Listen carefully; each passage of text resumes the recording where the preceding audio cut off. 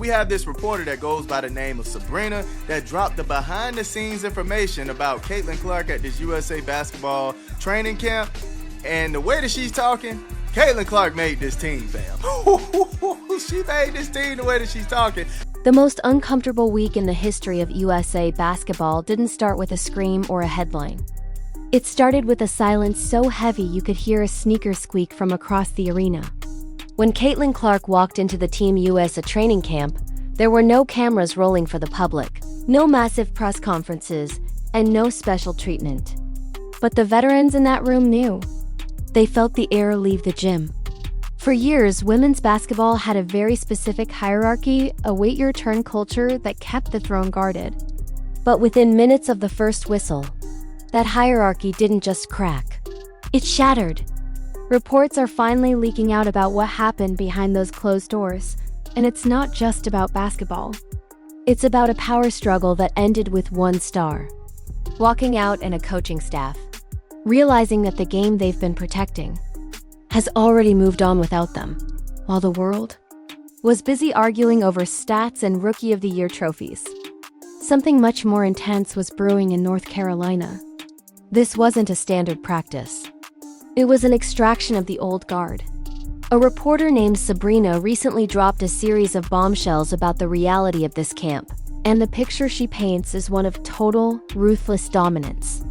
Clark wasn't just participating or learning the ropes. She was dictating. Every drill, every transition, and every fast break started to orbit around her like she had her own gravitational pull. The coaches, including legends who have seen it all, were reportedly caught in a state of shock. They expected a rookie who needed seasoning. What they got was a floor general who was already 10 steps ahead of the veterans. But as Clark's star rose within the walls of that gym, the tension among the other players reached a boiling point that no one was prepared for. The shift started on day 3, and that's when the uncomfortable energy turned into a full-blown identity crisis for the team. You have to understand the level of talent in that room. We're talking about the best players on the planet. Usually, these camps are about chemistry and smooth rotations. But with Clark on the floor, the pace became something alien to them. She was launching logo threes with a level of confidence that felt like an insult to the defensive schemes. It's one thing to do it in a college game. It's another thing to do it against the elite defenders of the WNBA while the Team USA staff watches. The reports say she couldn't miss. It was like throwing a rock into the ocean. But the scoring wasn't even the part that bothered people the most. It was the passing.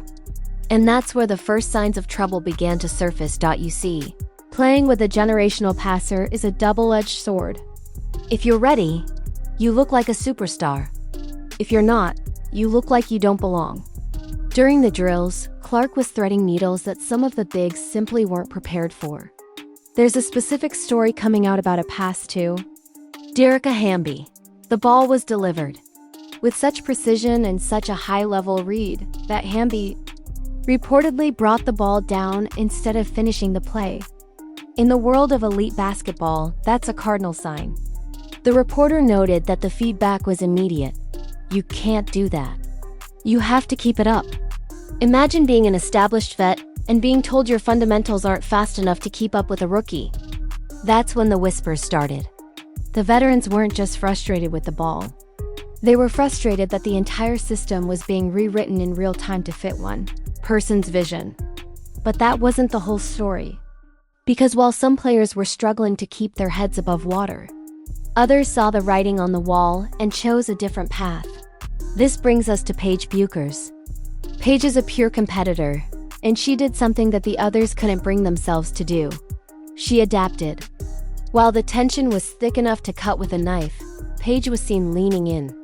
She recognized that the game was moving faster and the spacing was getting tighter. Instead of fighting the current, she started flowing with it. When Clark ran the point, Paige spaced the floor. They weren't competing for the spotlight. They were creating a new one. The coaches were reportedly leaning forward in their chairs every time those two shared the court. It was a glimpse into a future where the old iso ball and slow-paced sets were dead. But for every player like Paige who embraced the shift, there was someone else feeling the walls close in.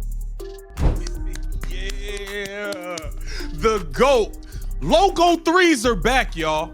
Logo threes are back like they never left. Caitlin Clark doing it to him. Caitlin Clark is on fire. Day 3 of Team USA camp. The girl couldn't miss. It was like throwing a rock in the ocean for Caitlin Clark. Day 3 of Team USA camp. The best player in the gym. Best player. This is where the story takes a darker, more controversial turn. We have to talk about Angel Reese. The rivalry between Clark and Reese is the stuff of modern legend. But at Team USA camp, it wasn't about trash talk or social media posts. It was about relevance. While Clark was orchestrating the offense, Angel was reportedly fading into the background. It wasn't because she lacked talent. Angel is a force of nature, but the Clark tempo is a different beast entirely. The ball wasn't coming back to her the way she's used to. The reads weren't favoring her style of play. In a system built on speed and elite spacing, the traditional grinded-out players often find themselves erased. Every huddle and every breakdown seemed to center on the backcourt. You could see the frustration building in the body language. It wasn't just a bad practice. It was the realization that the hierarchy she had fought so hard to climb was being flipped upside down. As the scrimmage began, the atmosphere in the gym changed from professional to predatory. There were no cameras, no fans, and no filtered highlights, just pure raw pride. Clark was running the point like she owned the franchise. The ball was moving like it was on rails, clicking through transitions and finding open shooters before the defense could even rotate. On the other side, the reports suggest that Angel tried to force her presence.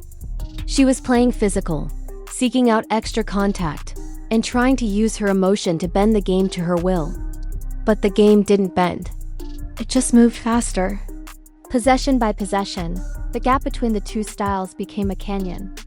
It wasn't a benching. It was a psychological erasure.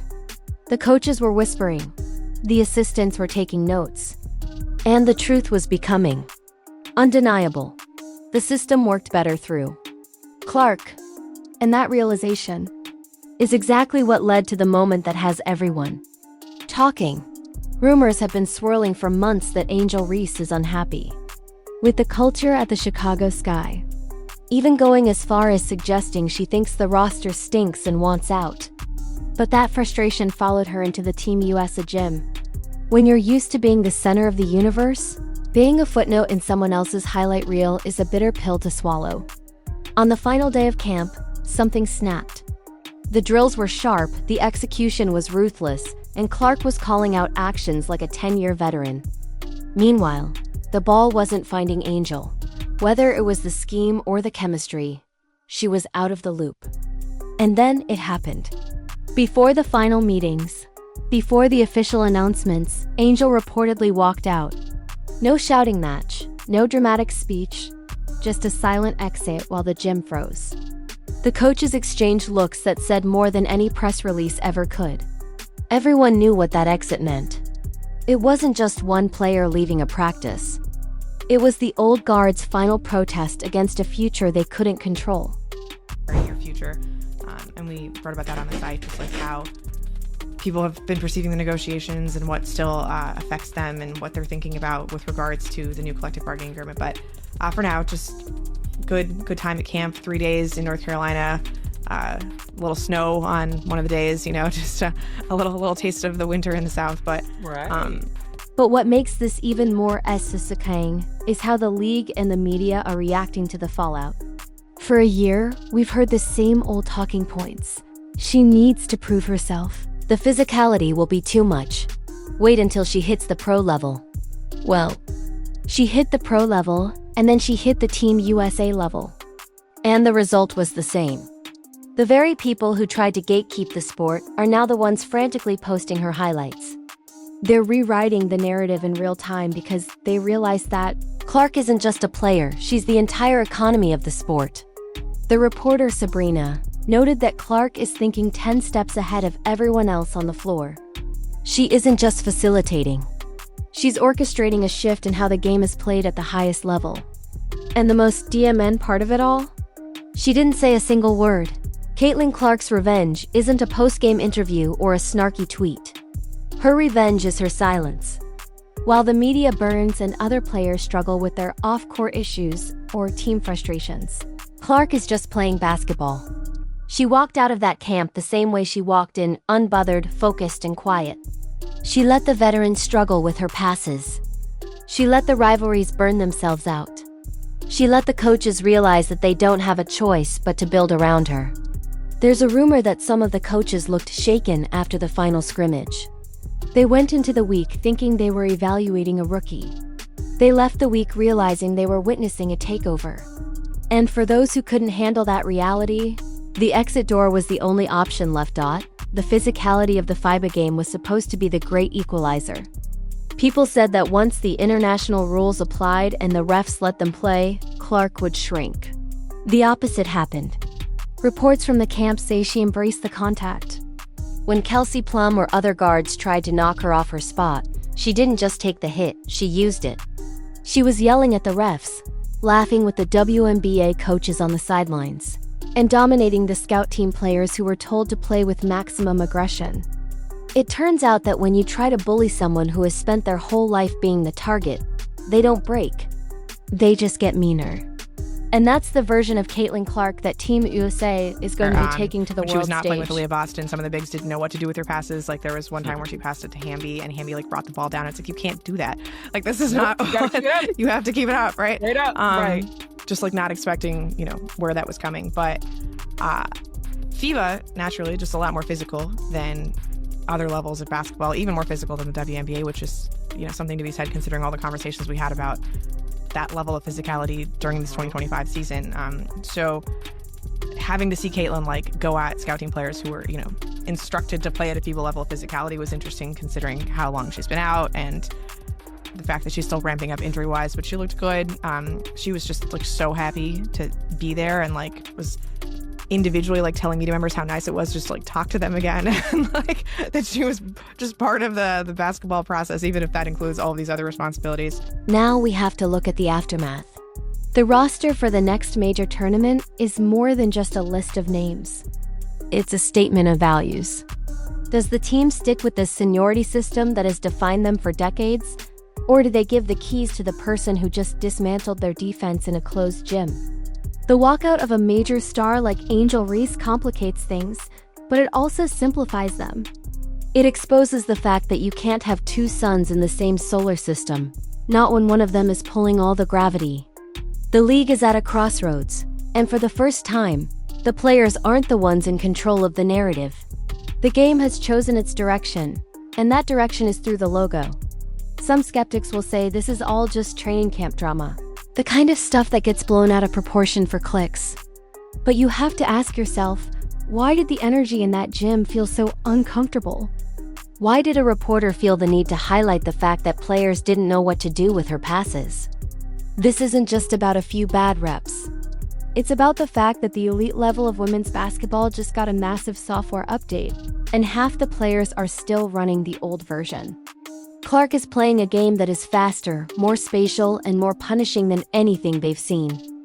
If you aren't ready to catch the ball, you look slow. If you aren't ready to defend the logo, you look helpless. And if you aren't ready to share the spotlight, you look irrelevant. As we look toward the future, the question isn't whether Caitlin Clark belongs. That question was answered the moment she stepped on the floor in North Carolina. The real question is, who is going to be left standing when the dust settles? Paige Bueckers has already shown she's willing to adapt. The coaching staff has already shown they're shaken by her impact. But the rest of the league is still catching up. There are players who will choose to walk away rather than be a part of a system they don't lead. There are accusations surfacing about locker room divides and jealousy that have plagued the sport for years. But none of that matters when the whistle blows. And just fun to see the players in a live game situation again, because you think about Caitlin hasn't played since July 15th, Yes. There are 4 sparks of this camp. Their season ended on September 11th, right? So it's been a long time since any of them have really played competitive basketball. You saw some situations where Caitlin's stuck guarding Kelsey and Kelsey's, knocking her off the ball and Caitlin gets called for a foul and she starts yelling at the refs she's grabbing me, and all of the coaches from WNBA teams who are sitting there watching are just cracking up. Kelsey had one situation where she sort of finished through traffic. She'd been she'd been struggling a little bit, got through to the hoop, just like yells right in like Becky Hammon and Nikki Fargas's face, and they're just like cracking up. Like, in the end, the Team OS at camp wasn't a practice. It was a revelation. It revealed that dominance doesn't need a loud voice, it just needs results. It revealed that the physicality argument was a myth used to protect the status quo. And most importantly, it revealed that the game has already moved on. Whether you're a veteran with 5 rings or a rival with a massive following, the ball doesn't care about your resume. It only cares about the next play. And right now, Caitlin Clark is the only one who knows exactly what that play is going to be. The quietness of the final day of camp is perhaps the most telling part of this entire saga. There were no grand celebrations or all is well photo shoots. There was just a gym full of people who realized that the world they knew had changed over the course of 7 days. The direction of the game has been chosen. You can either be on the court, ready to catch the pass, or you can be like the ones who walked out watching from the sidelines as the game passes you by in real time. This is the era of the Logo 3, the transition needle threader, and the silent assassin. And if you're not uncomfortable, you're probably not paying attention. What happened at that camp will be talked about for years, as the moment the new WNBA truly began. It wasn't at the draft and it wasn't at the season opener. It was in a quiet gym in North Carolina, where a rookie proved she was the best player in a room full of legends. The fallout is just beginning, and the ripples will be felt all the way to the Olympic Games. But for now, one thing is certain. The game has a new center of gravity, and she isn't planning on letting go of the ball anytime soon. 2 things that you wrote about, just Caitlin Clark being back on the court. You also got a quote out of Sue Bird about her being impressed with Caitlin just being engaged while she was out and getting back to being able to play. A little bit about what Caitlin looked like on the court, how much fun she was having, how important it was. And then someone else, Angel Reese on the other side, talking about Chicago. That was the article I was not expecting. Yeah, so we'll start with Caitlin. Obviously, she suffered just a bevy of injuries in her sophomore season, played her last game on July 15th, even before All-Star Weekend. This was her first real 5-on-5 action since that injury with the fever, and it was a combination of like USA players going against USA players and then also USA players going against the scout team, which was just like players from small colleges all across North Carolina sort of helping out with that scout team practice. If this week proved anything, it's that respect isn't given in this league, it's taken. And Caitlin Clark just took everything. The coach's confidence, the media's narrative, and the veterans' hierarchy. Someone walked out because they couldn't handle the shift, but the rest of the world is just getting started. The question is, are you ready for what comes next? Because the uncomfortable truth is that this is only the beginning. The game has chosen its direction, and it's a long way from the finish line. When you look back at this moment, don't look at the stats or the highlights. Look at the silence of the players who used to have the most to say. Look at the shift expressions on the faces of the people who were supposed to be the experts. And look at the girl from Iowa who just destroyed everyone's expectations without saying a word. That is the power of a champion. That is the reality of the new guard. And that is exactly why this story is only going to get crazier from here, as the team prepares for the world stage. The ghost of that training camp will follow them. Every missed pass, every forced shot, and every win will be viewed through the lens of what happened behind those closed doors. The hierarchy has flipped, the system has been exposed, and the game has been changed forever. All that's left to do now is watch it all unfold. After everything that's happened, it's clear that Clark isn't just playing for a medal, she's playing for the soul of the sport. And judging by what happened at camp, she's already won. But before we close this chapter, let's think about the unknown elements that still haven't come to light. There are still rumors about what was said in those final huddles, and what the off-court discussions looked like between the veterans and the staff. The tension hasn't disappeared. It's just gone underground. And as the season progresses, those cracks are going to start showing again. Whether it's in Chicago, Indiana, or Paris, the drama of Team USA camp is the foundation for everything that's coming next. This wasn't just a week of basketball. It was a week of history. And we were all just lucky enough to witness the takeover. The game is changing, the players are shifting, and the world is finally watching. This is the moment we've all been waiting for, the moment where potential meets reality.